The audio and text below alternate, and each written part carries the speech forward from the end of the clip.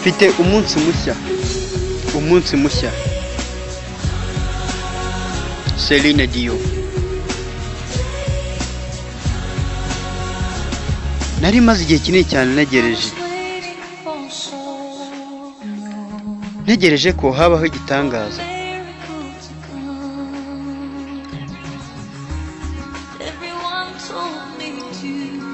Abantu bose barambwiraga rwose ati komera,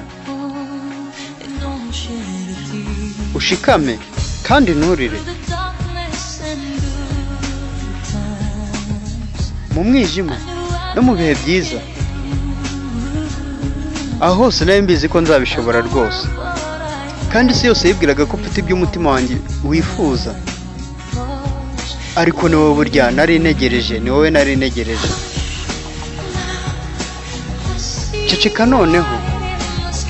Ceceka noneho kuko ndabona urumuri mu ijuru.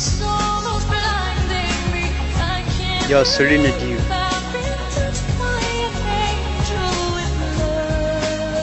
Urwo rumuri ni rwinshi cyane rurenda kumuma amaso. Siniyumvisha ukuntu nakozweho na marayika.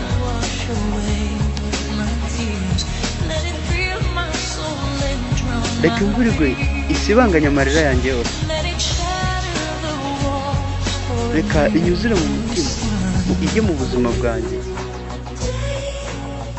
Reka iyi mvura imenagure inkuta zose, maze izuba rishya ryinjire. Umunsi mushya wageze.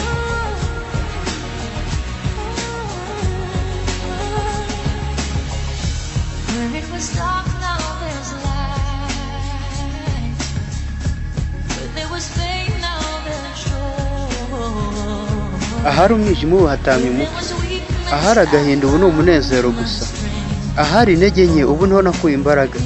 Byose kandi nabikuye mu maso y'umwana.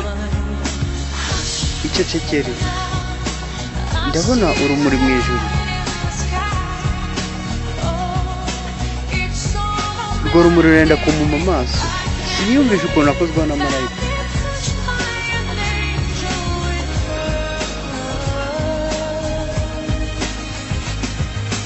Reka imvura igwe isibanganya amarira yanjye. Reka imvura igwe mu mutima irengera ubwoba bwanjye bwose. Reka imenagure izo nkuta zose, izuba rishya ryinjire iyo mvura. Umunsi mushya nawo wageze.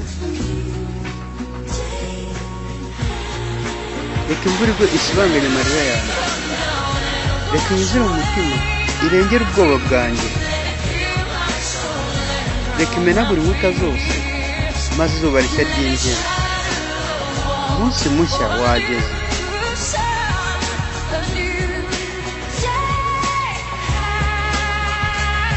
Celine Dion.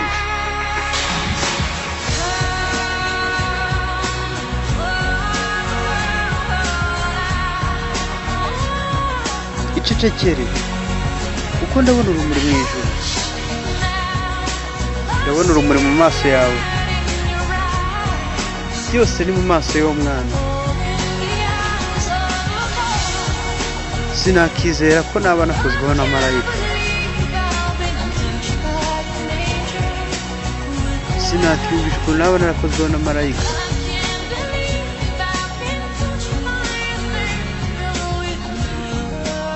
Cecekere.